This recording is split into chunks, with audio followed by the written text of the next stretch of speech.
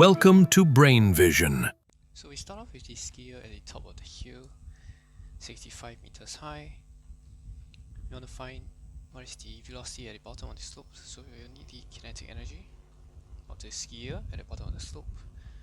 Now this is equals to the total gravitational potential energy that it has at the start, minus away the work done by the frictional forces, which is 10.5 kilojoules.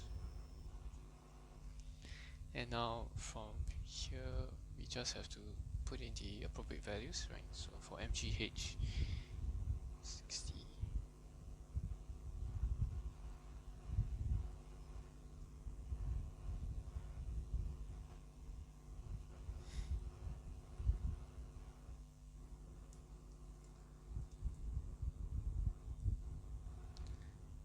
and the kinetic energy we should be able to find is 27,720 joules. Equate this to half mv square. We can find our velocity, which is just taking 2 times the kinetic energy.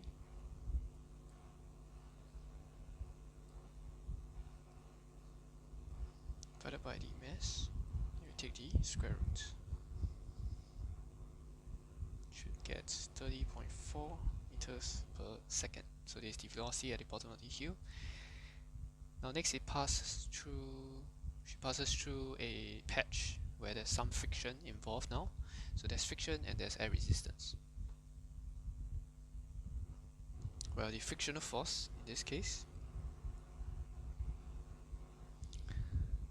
we take the coefficient multiplied by the normal force, which would be equals to the weight of our skier.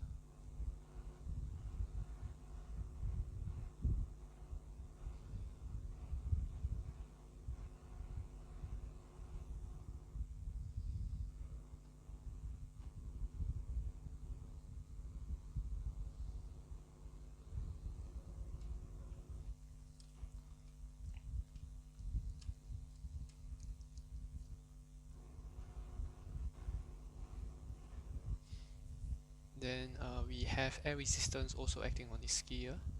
So the total force of resistance, right, resistive force, will include the frictional force plus the air resistance, which is 160.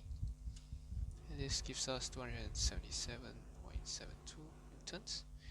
Total resistive force acting on the skier is as such, and we know that this resistive force acts over 82 meters. Right, so total work done is 82 times this resistive force,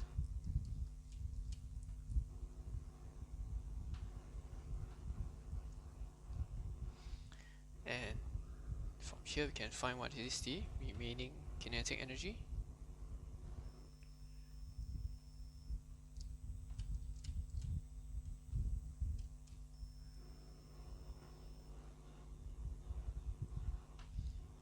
And then we equate this to, again, half mv square to find the velocity, which would be about 12.9 meters per second.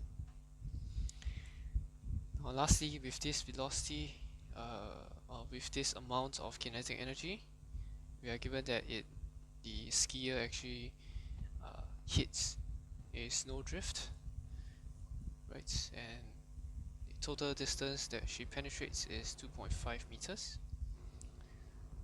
So the average force acting on her, right, F average multiplied by this 2.5 meters distance, must be equals to the kinetic energy that was remaining on her, which is 494 over here, 4947 joules. And so the average force